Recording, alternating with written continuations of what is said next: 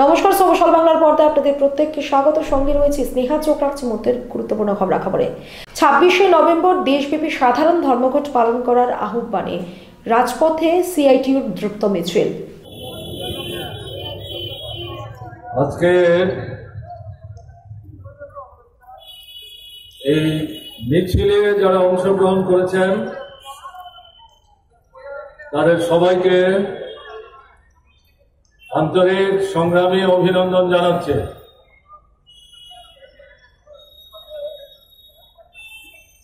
বাইশ মাসের ব্যবধানে ভারতবর্ষের মতো একটি বিরাট দেশে সর্বভারতীয় ধর্মঘট আগামী 26শে নভেম্বর সংগঠিত হতে যাচ্ছে।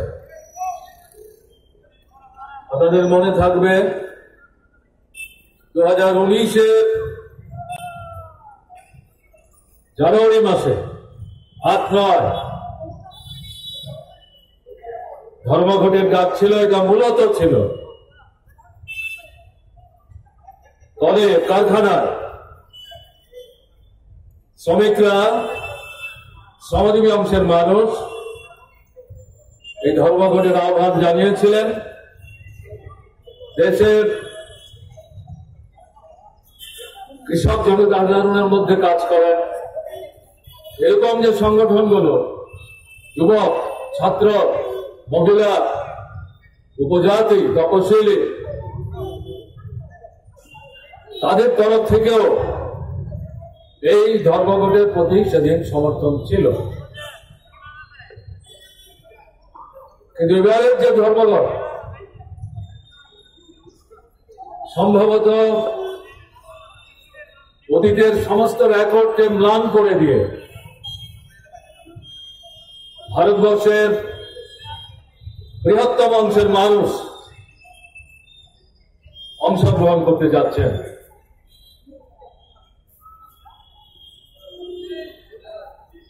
স্বাভাবিকভাবে মিছিলে যারা অংশগ্রহণ করেছেন তারা জানেন কেন এই ধর্মঘটের সমস্ত রেকর্ডকে ছাপিয়ে এই যে ধর্মঘট 26শে নভেম্বর ভারতবর্ষের স্বাধীনতার পর একটা নূতন ইতিহাস তৈরি করতে যাচ্ছে।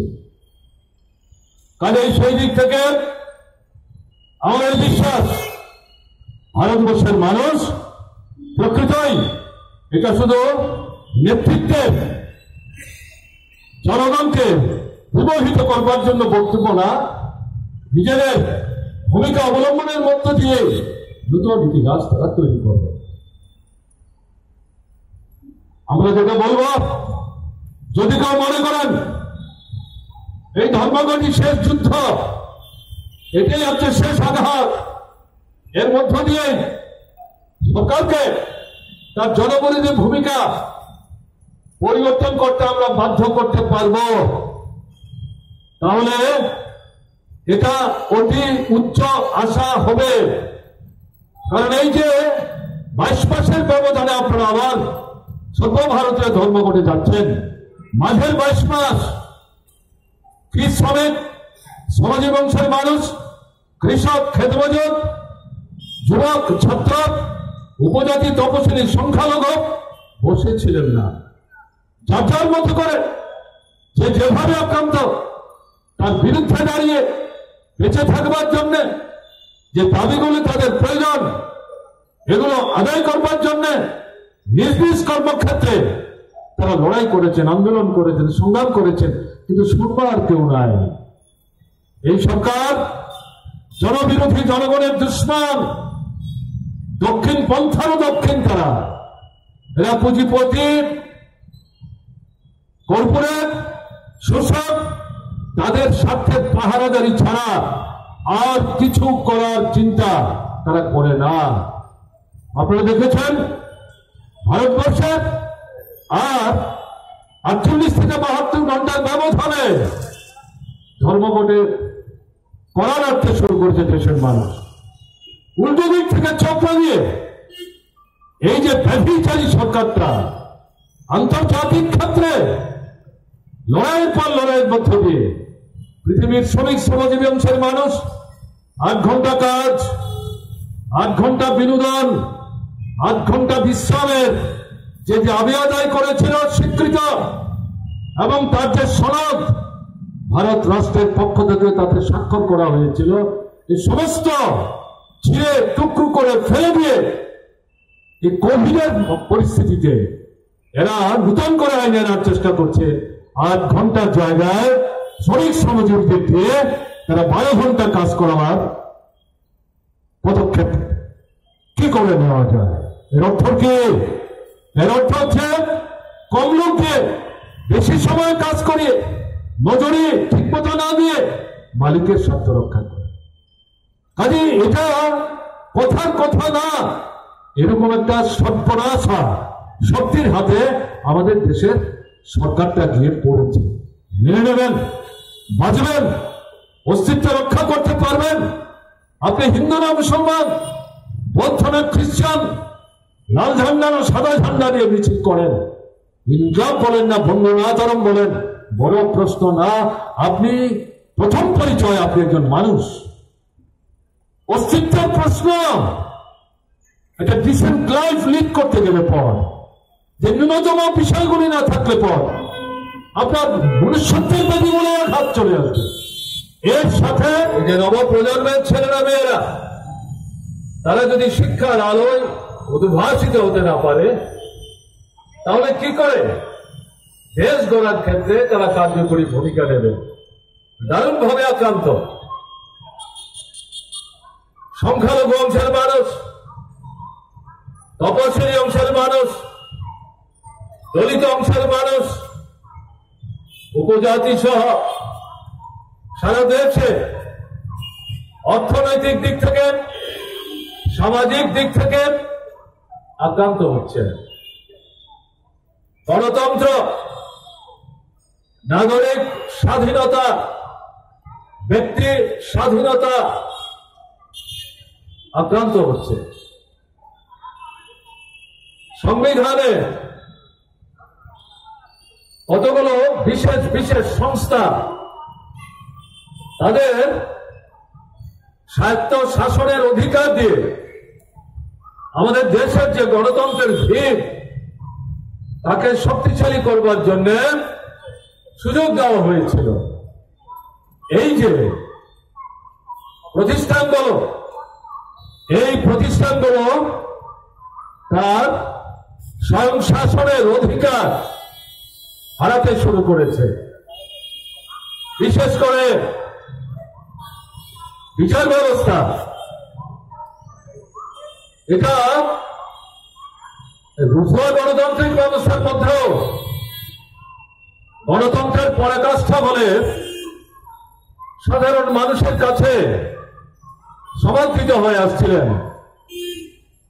আজকে দেখা যাচ্ছে বিজেপি নেতৃত্বাধীন সরকার তার নিরপেক্ষতার বেদি মেলে মুহুর্মুহু আঘাত হানছেন তাদের শ্রেণীর স্বার্থে।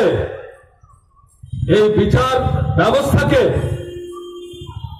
বহুলাংশে তাদের পক্ষে রায় নির্দেশিকা দেওয়ার জন্য তাদের উপর হাত বাড়াচ্ছে।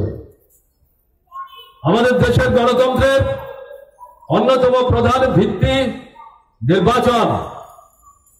এই নির্বাচন সুষ্ঠুভাবে সম্পাদনের ক্ষেত্রে নির্বাচন কমিশন সংবিধান সৃষ্ট তাদের যে স্বয়ং শাসনের অধিকার স্বাতন্ত্র্য বজায় রেখে নিরপেক্ষভাবে দলমত নির্বিশেষে সবাইকে গণতান্ত্রিক অধিকার প্রয়োগের যে বিষয়টি সুনিশ্চিত করার দায়িত্ব, সেই নির্বাচন কমিশনকে বর্তমান বিজেপি সরকার বদলনামা করে ফেলেছে। সাধারণ মানুষ এই নির্বাচন কমিশনের উপর আস্থা রাখতে পারছে না।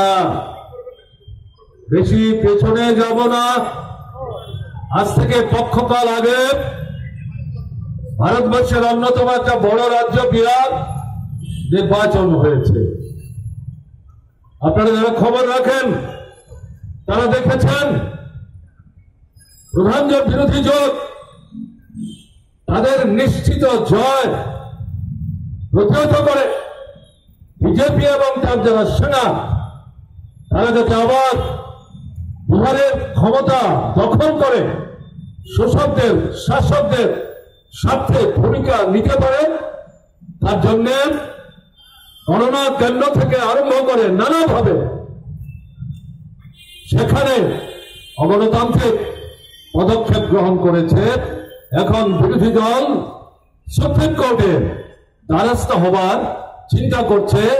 নির্বাচন কমিশনের সঙ্গে তারা হয়তো কথা বলবেন, কিন্তু কমিশনের উপর আস্থা রাখতে পারছে। ব্যবস্থা আমাদের দেশের যে আইনি সভা, সর্বভারতীয় ক্ষেত্রে লোকসভা, রাজ্যসভা, রাজ্যে রাজ্যে বিধানসভা, এগুলি অত্যন্ত গুরুত্বপূর্ণ প্রতিষ্ঠান। আমি আমার বক্তব্য শুরু করার আগে বা শুরুতে কৃষির উপর যে আক্রমণের বিষয়টি উল্লেখ করতে গিয়ে যে 3টা নতুন আইন তারা পাস করিয়ে নিল লোকসভায় 2019-এর নির্বাচনে নানা কলা কৌশল করে সাম্প্রদায়িকতার বিষের হাওয়া ছড়িয়ে দিয়ে সংখ্যাগরিষ্ঠতা অর্জন করেছিল। ওখানে হাত তোলা ভোটে এই বিল পাস করিয়ে দিয়েছে। এগুলো অর্ডিন্যান্স করেছিল কোভিডের সুযোগ নিয়ে। এখন অর্ডিন্যান্স করার পর 6 মাসের মধ্যে আইনসভা যদি বসে ওখানে এটা উপস্থিত করে পাস করাতে হয়, তারপর এটা আইন হবে। লোকসভায় করিয়েছে, কিন্তু রাজ্যসভায় যদি এই বিল পাস না হয়, অনুমোদিত না হয়, এটা আইন হবে না। কিন্তু রাজ্যসভায় বিজেপি বা তার সঙ্গীয় যারা তাদের সংখ্যাগরিষ্ঠতা নাই। এখনো রাজ্যসভায় বিরোধীরা যদি ঐক্যবদ্ধ হয়, বিজেপি এবং তার সঙ্গীয় যারা তাদের পক্ষে কোনো আইন পাস করা সম্ভব না, কারণ তারা এখনো সংখ্যা লঘু। এই রাজ্যসভায় আমাদের দেশের অর্থনীতির ভিত্তিকে ধ্বংস করে দেওয়ার লক্ষ্যে এই যে 3টি সর্বনাশা কৃষি আইন পাঠানো হলো, বিরোধীরা দলমত নির্বিশেষে সমাজসেরে এর প্রতিবাদে সোচ্চার হয়। তাদের বক্তৃতা করতে দেওয়া হলো না, তারা সংশোধনী দিলেন, এগুলোর উপরে আলোচনা করতে দেওয়া হলো না। বিরোধীদের পক্ষ থেকে আইন হচ্ছে, নিয়ম হচ্ছে, এটা লোকসভা হোক রাজ্যসভা হোক, একজন নির্বাচিত প্রতিনিধি ব্যক্তিগতভাবে দাঁড়িয়েও যদি বলেন আমি ভোট চাই, তিনি সংখ্যালঘু না সংখ্যাগুরু, এটা চেয়ারম্যানের দেখবার বিষয় না। আইন অনুযায়ী ভোট করতে হবে, হয়তো তিনি একাই ভোট পাবেন। আমাদের বিশ্বাস এই যে জনবিরোধী ফ্যাসিবাদী দৃষ্টিভঙ্গি নিয়ে পরিচালিত হয়ে যে সরকারটা, তারা যতই চোখ রাঙান, তারা নিশ্চয়ই গোপনে হলো বুঝবার চেষ্টা করবে মানুষ তাদের সঙ্গে নাই। হয় মানুষের কথা শুনে মানুষের যে বেঁচে থাকার আকুতি, তার প্রতি সম্মান দেখিয়ে তার সপক্ষে তাদের তোলা যে দাবি, যে অন্যায়গুলোর বিরুদ্ধে প্রতিবাদ করছেন, সেখান থেকে সরে গিয়ে মানুষের বেঁচে থাকার দাবিগুলির পক্ষে তারা দাঁড়াবার চেষ্টা করবে। না হলে তাদের কিন্তু ক্ষমতায় থাকবার অধিকার তারা হারাবেন। এবং আমি যে কারণে বলছি এই কথা, এই ধর্মঘট এটা চূড়ান্ত আঘাত মনে করার কারণ নেই। এর মধ্য দিয়ে সারা ভারতবর্ষে নতুন একটা জাগরণ তৈরি হবে। 135 কোটি মানুষের দেশ ভারতবর্ষ, 30-32 কোটি। সব মানুষ এই ধর্মঘটে সরাসরি ভাবে অংশগ্রহণ করবেন এটা আমরা মনে করি না। সরাসরি অংশগ্রহণ না করলেও পরোক্ষে নৈতিক সমর্থন জানাবেন, এটাও সবটা প্রত্যাশিত না। কিন্তু এই ধর্মঘট গত 19টা ধর্মঘটের রেকর্ডকে ছাপিয়ে ছাড়িয়ে নতুন রেকর্ড তৈরি করবে।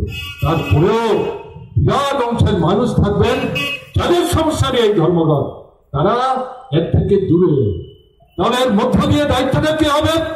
যারা এই ধর্মঘটের আহ্বায়ক, এই ধর্মঘট এখন আর শুধু শ্রমিক শ্রমজীবীদের না, শ্রমিক, কৃষক, খেত মজুর, মহিলা, ছাত্র, যুবক, শিক্ষক, কেরানি, কর্মচারী, ছোট মাঝারি ব্যবসায়ী, উপজাতি, তফসিলি, ওবিসি, সংখ্যালঘু সমস্ত অংশের মানুষের সম্মিলিত আহ্বান। কাজে এর মধ্য দিয়ে তাদের দায়িত্ব হবে এই ধর্মঘট সফল করার মধ্য দিয়ে যারা এখনো উদাসীন, অসংগঠিত, দূরে দূরে হাঁটেন, আপনি কি বলেন, তাকিয়ে দেখবার চেষ্টা করে না, তাদের মধ্যে যেতে হবে, জাগাতে হবে। সামনের দিনে এই যে আন্দোলন, এই আন্দোলনকে আরো উচ্চতর পর্যায়ে তুলে নিতে হবে, যাতে আঘাতে আঘাতে বৃহত্তর জনশক্তিকে সমবেত করে অত্যাচারী সরকারটাকে জর্জরিত করে হয় মানুষের পক্ষে মানুষের তোলা দাবিগুলি বাস্তবায়িত করতে বাধ্য করতে হবে, না হলে ক্ষমতা থেকে ছুঁড়ে ফেলে দিতে হবে। তাদের অধিকার নাই মানুষের বিরুদ্ধে একের পর এক এই ধরনের যুদ্ধ ঘোষণা করা। এটা আমাদের স্বাধীনতা সংগ্রামের লক্ষ্য ছিল না। ৭৩ বছর আগে যে লক্ষ্য উদ্দেশ্যকে নিয়ে দেশ স্বাধীন হলো, সেখান থেকে 90 ডিগ্রি ঘুরে এরা ব্রিটিশ সাম্রাজ্যবাদকেও লজ্জা দিয়ে আরো বড় ধরনের সাম্রাজ্যবাদের দাসমদাস হয়ে, কৃতদাস হয়ে মানুষের বিরুদ্ধে এই আক্রমণগুলো সংঘটিত করছে। কাজেই এই ধর্মঘটকে সফল করার মধ্য দিয়ে আরো বৃহত্তর, আরো শক্তিশালী আঘাত দেওয়ার জন্য আমাদের কিন্তু অগ্রসর হতে হবে। এটার মধ্য দিয়ে এই শপথ আমাদের নিতে হবে। ত্রিপুরায় ধর্মঘট ত্রিপুরা ভারতবর্ষের মধ্যে আলাদা না। কত যে 32-33 মাসের শাসন, এটা কিসের শাসন? এ তো অরাজকতা, জঙ্গলের রাজত্ব চলছে। পুলিশ থেকে আরম্ভ করে বিচারালয়, অ্যাডভোকেট সবাই আক্রান্ত হচ্ছে। ডাক্তার, নার্স থেকে শুরু করে সংবাদপত্রের সঙ্গে যারা যুক্ত, আমার আপনার কথা যারা পত্রিকায় নিয়ে যায়, ইলেকট্রনিক মিডিয়াতে নিয়ে যায়, তারা আক্রান্ত। বামপন্থীরা আক্রান্ত। প্রতিবাদ যে সমস্ত রাজনৈতিক দল করে, শাসক শাসকদের স্বার্থের রক্ষক যারা, তাদের মূল ভিত্তি তাদের বিরুদ্ধে, তাদেরকে তারা আক্রমণ করবে, এটা আমরা নিশ্চিত পথে আছি। কিন্তু বাদবাকি দলের কথা বললাম, তাদের উপরও কিন্তু আক্রমণ বহু বহু নেমে আসছে। কেন করছেন? 32-33 মাস আগে দেওয়া প্রতিশ্রুতি এগুলো মিথ্যা, অসত্য। এই 32-33 মাসের অভিজ্ঞতায় ত্রিপুরার মানুষ বুঝে গেছেন এবং তাদের সমর্থনের যে ভিত্তিটা দ্রুত এটা নিচের দিকে নেমে যাচ্ছে। আমাদের কথা বলছি না, সংখ্যায় বেশি পত্রিকা ছাপে ঘটনা তা না, কিন্তু আমাদের একজন বন্ধু ত্রিপুরা দর্পণ বলে একটি পত্রিকা ছাপায়, আজকে পড়ছিলাম এই পত্রিকার প্রথম পৃষ্ঠায় কমলপুরের সেলেমা কেন্দ্র থেকে যিনি বিধায়ক হয়েছেন শাসক দলের বিজেপি, তিনি বলছেন গত বিধানসভা নির্বাচনের পর আমরা কিন্তু মুখ্যমন্ত্রী তৈরি করিনি, আমরা ত্রিপুরাতে 185 নম্বর রাজা বসিয়েছি। কারণ এর আগে ত্রিপুরাতে 184 জন উপজাতি রাজা ছিলেন। এখন মুখ্যমন্ত্রী নিজেই দাবি করছেন তার বিরুদ্ধে যারা কথা বলছেন তারা নাকি সব দুষ্ট ষড়যন্ত্রকারী, রাজার বিরুদ্ধে ষড়যন্ত্র করছে, এবং তিনি দাবি করছেন রাজার সঠিক পথে আছে বলেই এরা রাজার বিরুদ্ধে ষড়যন্ত্র করছেন। তার দলের লোক বলছে তাহলে আমরা 185 নম্বর রাজার শাসনে আছি। বুঝতে পারছেন? আমরা বললে সাধারণ মানুষ বলবেন আপনারা ঈর্ষাকাতর হয়ে মুখ্যমন্ত্রী সরকারের বিরুদ্ধে কথা বলছেন। তাহলে সেলেমার যিনি বিধায়ক 20-22 জন যারা দিল্লি গেলেন, নিজেরা যারা বলছেন মানুষের সামনে গিয়ে দাঁড়াতে পারছে না। কেউই বলে এটা বলে ওটা বলে গত 32 মাস 33 মাস আগে আমাদের ঘুরিয়ে ফালিয়ে রূপ নিয়ে এখন কথাই বলতে পারছে না। কেন আমাদের কাছে আসছেন? তারা বলছেন মাথা হেট করে আমাদের রক্ষা করুন। এরা কিন্তু আমাদের কাছে আসছে না, তাদের হাইকমান্ডের কাছে যাচ্ছে, দিল্লিতে যাচ্ছে। এবং এরা ত্রিপুরার মানুষের স্বার্থ নিয়ে কথাটা ভাবেন যাবেন, এটা পরের কথা। নিজেদের অস্তিত্ব, রাজনৈতিক অস্তিত্ব এখন বিপন্ন হয়ে যাচ্ছে। কাজে এই পরিস্থিতিতে যেটা বলবো, যে দাবিগুলি নিয়ে এখানে কথা হচ্ছে, কাজ নাই, খাদ্য নাই, রোজগার নাই, অর্থাহাত, অনাহার, অনাহার মৃত্যু, সন্তান বিক্রি করছেন, রাজ্য ছাড়তে বাধ্য হচ্ছেন, এরকম যে পরিস্থিতি 26শে নভেম্বরে আর 2-3 দিন পর এই ধর্মঘটে আপনারাও অংশগ্রহণ করুন, সর্বাত্মক সফল করুন। সারা ভারতবর্ষে এই যে পরিবর্তনের যে স্লোগান উঠছে, হয় করো না হলে গদি ছাড়ো, গদিতে থাকতে দেব না, এই স্লোগানে ত্রিপুরার মানুষ আপনারাও নিজেদেরকে যুক্ত করবেন। এর সাথে ত্রিপুরা দিল্লি যুক্ত। ডাবল ইঞ্জিন তো শক্তিশালী ইঞ্জিন, ভালো। এখন দেখা যাচ্ছে ডাবল ইঞ্জিন হচ্ছে সর্বনাশা ইঞ্জিন, ট্রাবল ইঞ্জিন। কাজে এই ইঞ্জিনকে হারিয়ে নিয়ে এই বোঝা বহন করার কোনো অর্থ নাই। একে বোঝা বহন করতে গেলে পর সর্বনাশ হবে, চিরাচরিত হয়ে যাবে। তাই প্রতিবাদ ছাড়া দ্বিতীয় কোনো রাস্তা নাই। তাই আপনাদের কাছে আবেদন করব, দল মত জাতি ধর্ম বর্ণ সম্প্রদায় নির্বিশেষে এই ধর্মঘটকে সফল করবার জন্য এগিয়ে আসুন। আমরা কিন্তু পিকেটিং এ যাই না, জবরদস্তি করে দরজা বন্ধ করি না। ধর্মঘট বিরোধিতা করলেও অতীতে অনৈতিক ধর্মঘট যারা বন্ধ করেছেন তাদের দরজা জোর করে খুলতে আমরা যাইনি। এটা আমাদের নৈতিক অবস্থান। আমরা আবেদন, নিবেদন, ব্যাখ্যা, বিশ্লেষণ, যুক্তি তাই মানুষের সঙ্গে আমরা উপস্থিত করি। তাই আপনারা যদি কেউ মনে করেন আমি দরজাটা একটু ফাঁক করে খুলে রাখি, কেউ সে বললে বন্ধ করে দেব, এরকম এসে বলবার জন্য কিন্তু আমাদের স্বেচ্ছাসেবক আপনার দরজার সামনে আসবে। যদি মনে করেন ভুল করবেন, স্বতঃপ্রণোদিত ভাবে আপনার দাবি তো নিয়ে তারা আন্দোলন করছে, আপনাকে ভূমিকা নিতে হবে। আমার বিশ্বাস কোন রকম প্ররোচনার ফাঁদে পা না দিয়ে শান্তিপূর্ণ পরিস্থিতিতে আপনাদের গণতান্ত্রিক অধিকার প্রয়োগ করে সারা ভারতবর্ষের লড়াকু মানুষের কাঁধে কাঁধ মিলিয়ে ত্রিপুরার মাটিতে এই ধর্মঘটকে পূর্ণাঙ্গভাবে সফল করার ক্ষেত্রে আপনারা এগিয়ে আসবেন। এই কথাগুলো বলে আপনারা যারা এই রৌদ্র প্রজ্জ্বল আবহের মধ্যেও দাঁড়িয়ে আমাকে আপনাদের সামনে কথা বলবার সুযোগ দিয়েছেন, তারা দূরে কাছে থেকে যারা কথা শুনেছেন, তাদের সকলের প্রতি আন্তরিক কৃতজ্ঞতা প্রকাশ করে আমি আমার কথা বলা শেষ করছি। ভালো থাকবেন। কোভিডের বিপদ যায়নি, এটা কতদিন চলবে কেউ জানে না। তার এই সতর্কতা সাবধানতা অবলম্বন করবেন। ধর্মঘট হবে, কিন্তু এই কোভিডের আক্রমণ থেকে নিজেকে রক্ষা করার জন্য সতর্কতার যে ব্যবস্থাগুলো, এগুলো নিজে থেকে স্বতঃপ্রণোদিত ভাবে অনুসরণ করবেন, মেনে নেবেন। এই যে আক্রমণ আপনার বিরুদ্ধে নেমে এসছে, আপনি কোন দল কোন মত অনুসরণ করেন, আপনার পতাকা কি, আপনি ইনকলাব জিন্দাবাদ স্লোগান দেন, না বন্দে মাতরম স্লোগান দেন, না ভারত মাতা স্লোগান দেন, দেখার তো কোনো দরকার নেই। আপনি আক্রান্ত। এরকম জায়গায় দাবি কি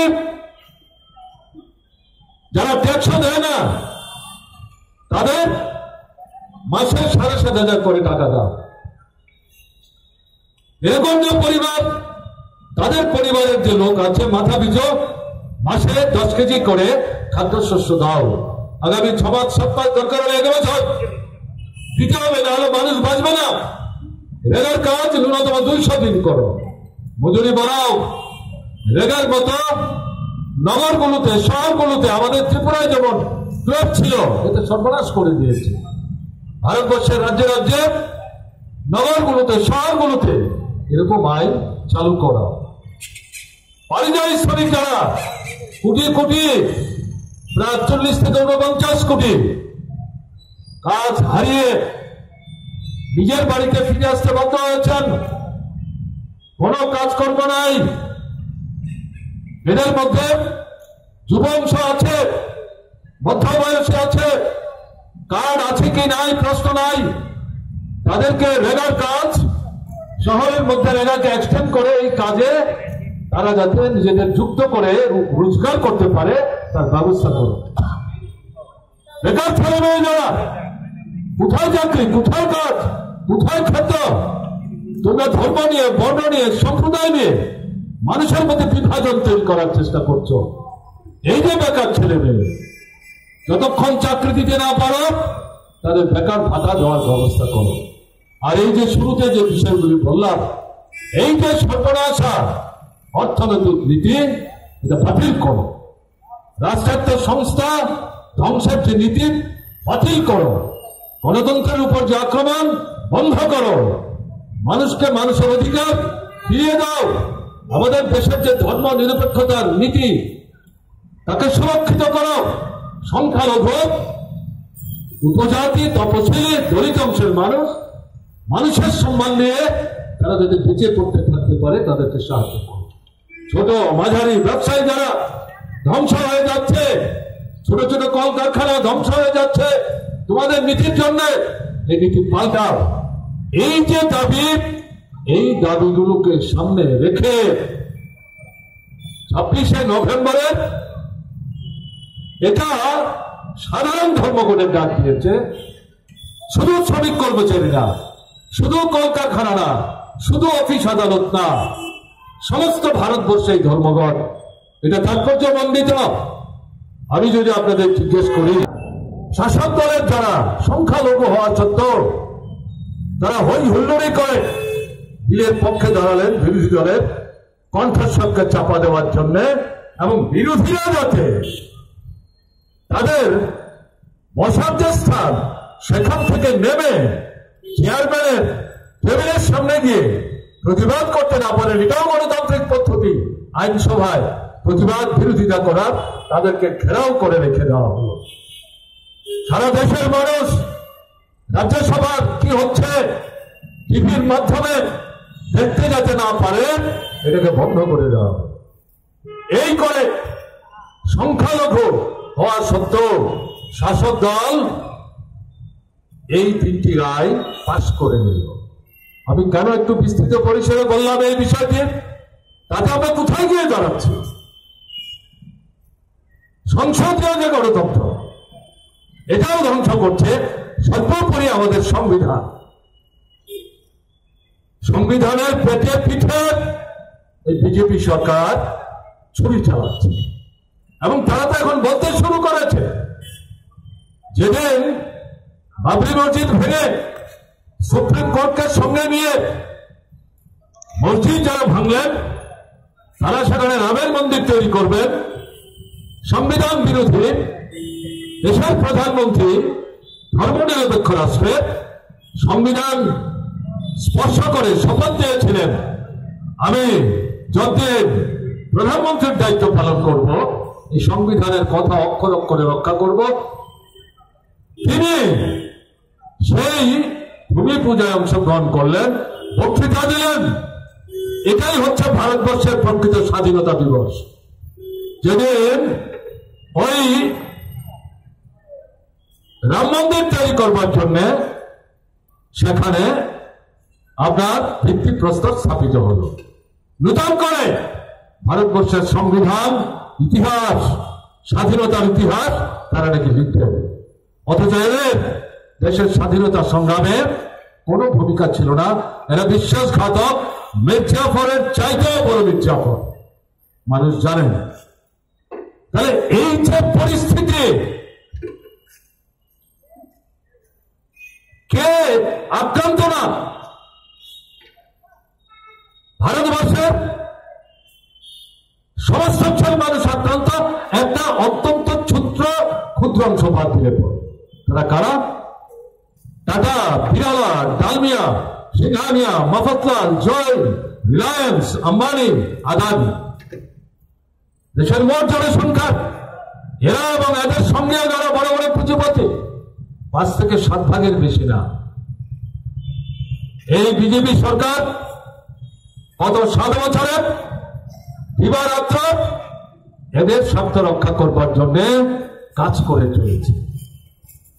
কোভিডের আক্রমণ প্রায় 1 বছরের দোরগোড়ায় আমরা চলে এসেছি। কাজ নাই, খাদ্য নাই, অনাহার, অর্ধাহার, মৃত্যুর কোলে মানুষ ধরে পড়ছেন। সেই মানুষের থেকে এই সরকার তার কোন নজর নেই। বড় বড় যে পুঁজিপতিরা তাদের স্বার্থ রক্ষা করবার জন্য কোভিড মোকাবেলার নাম করে যে প্যাকেজ তারা ঘোষণা করেছেন, এটা অন্তঃশাসন না। 20 লক্ষ কোটি টাকার প্যাকেজ, পরবর্তী সময়ে আরো 1 লক্ষ 1.5 লক্ষ কোটি টাকার প্যাকেজ, সব মিলালে পরে দেখা যাবে 1/11 সাধারণ মানুষের স্বার্থে, বাকি 99% বড় বড় পুঁজিপতিদের স্বার্থে। এসব থেকে দেখা যাচ্ছে এই কোভিডে অর্থনীতি যখন তলানিতে যাচ্ছে, ব্যবসা বাণিজ্য যখন স্থবির হয়ে গেছে, তখন আমাদের দেশে বাছাই করা কয়েকটা বড় বড় পুঁজিপতি পরিবার তাদের যে মুনাফা ন্যূনতম 20% থেকে 34% 35% বৃদ্ধি পাচ্ছে। শাসক দলের যারা সংখ্যালঘু হওয়া সত্ত্বেও তারা হই হুল্লোড়ি করে বিলের পক্ষে দাঁড়ালেন বিরোধী দলের কণ্ঠস্বরকে চাপা দেওয়ার জন্য, এবং বিরোধীরা যাতে তাদের বসার যে স্থান সেখান থেকে নেমে চেয়ারম্যানের টেবিলের সামনে গিয়ে প্রতিবাদ করতে না পারেন। এটাও গণতান্ত্রিক পদ্ধতি। আইনসভায় প্রতিবাদ বিরোধিতা করার তাদেরকে ঘেরাও করে রেখে দেওয়া হলো। সারা দেশের মানুষ রাজ্যসভার কি হচ্ছে টিভির মাধ্যমে দেখতে যাতে না পারে, এটাকে বন্ধ করে দেওয়া হবে। এই করে সংখ্যালঘু হওয়া সত্ত্বেও শাসক দল এই 3টি রায় পাশ করে নিল। আমি কেন একটু বিস্তৃত পরিসরে বললাম এই বিষয়টি, তাতে আমরা কোথায় গিয়ে দাঁড়াচ্ছি? সংসদীয় যে গণতন্ত্র, এটাও ধ্বংস করছে সর্বোপরি আমাদের সংবিধান। সংবিধানের পেটে পিঠে এই বিজেপি সরকার ছুরি চালাচ্ছে, এবং তারা তো এখন বলতে শুরু করেছে, যেদিন বাবরি মসজিদ ভেঙে সুপ্রিম কোর্টকে সঙ্গে নিয়ে মসজিদ যারা ভাঙলেন তারা সেখানে রামের মন্দির তৈরি করবেন, সংবিধান বিরোধী দেশের প্রধানমন্ত্রী ধর্মনিরপেক্ষ রাষ্ট্রে সংবিধান স্পর্শ করে শপথ দিয়েছিলেন, আমি যতদিন প্রধানমন্ত্রীর দায়িত্ব পালন করব এই সংবিধানের কথা অক্ষর অক্ষরে রক্ষা করব। তিনি সেই ভূমি পূজায় অংশগ্রহণ করলেন, বক্তৃতা দিলেন। এটাই হচ্ছে ভারতবর্ষের প্রকৃত স্বাধীনতা দিবস, যেদিন ওই রাম মন্দির তৈরি করবার জন্য সেখানে আপনার ভিত্তিপ্রস্তর স্থাপিত হল। নূতন করে ভারতবর্ষের সংবিধান, ইতিহাস, স্বাধীনতার ইতিহাস তারা নাকি লিখতে হবে, অথচ এদের দেশের স্বাধীনতা সংগ্রামে কোনো ভূমিকা ছিল না। এরা বিশ্বাসঘাতক, মির্জাফরের চাইতেও বড় মির্জাফর, মানুষ জানেন। তাহলে এই যে পরিস্থিতি, কে আক্রান্ত না? ভারতবর্ষের সমস্ত মানুষ আক্রান্ত, একটা অত্যন্ত ক্ষুদ্র অংশ বাদ দিলে পর। তারা কারা? টাটা, বিড়ালা, ডালমিয়া, সিংহানিয়া, মফতলাল, জয়, রিলায়েন্স, আম্বানি, আদানি। দেশের মোট জনসংখ্যা এরা এবং এদের সঙ্গে যারা বড় বড় পুঁজিপতি 5 থেকে 7 ভাগের বেশি না। এই বিজেপি সরকার গত 7 বছরে দিবারাত্র এদের স্বার্থ রক্ষা করবার জন্য কাজ করে চলেছে। কোভিডের আক্রমণ প্রায় 1 বছরের দোরগোড়ায় আমরা চলে এসেছি।